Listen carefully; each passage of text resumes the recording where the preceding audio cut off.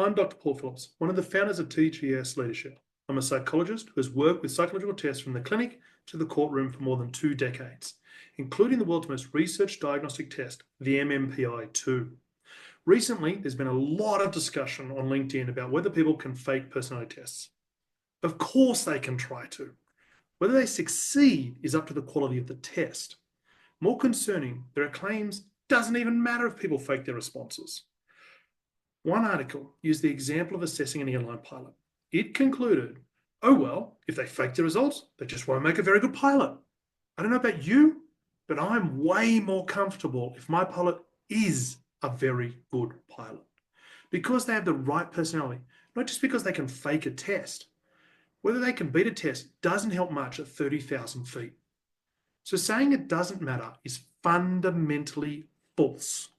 It absolutely matters. People can and do try to manipulate tests to get a new job, a promotion, or win a court case. Finally, there are claims that no test on the market can tell if someone is faking. Again, fundamentally false. If that were true, why would courts bother with testing if they could be faked? Or worse, it didn't matter if people were faking. Because we think authentic leadership matters, we built the GreyScale to a similar standard as the MMPI-2. We've even tested the GreyScale against 10,000 computer-generated random responses.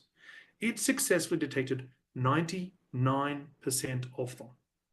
Let's take a quick look at what we check for and how you know you can trust our results. The GreyScale has 11 scales assessing authenticity. They cover completion, repetitive responses, understanding, and unexpected responses, overly positive and overly negative responses. This means the assessment cannot be gamed. The results are considered inauthentic if anything flags red or has multiple ambers. In this example, the test taker tried to game the test.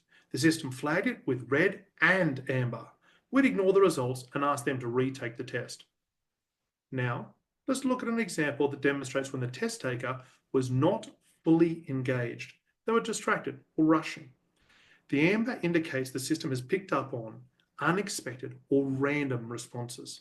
This means we'd accept the assessment, but encourage the test taker to retake the assessment and be absolutely focused so they get more accurate results.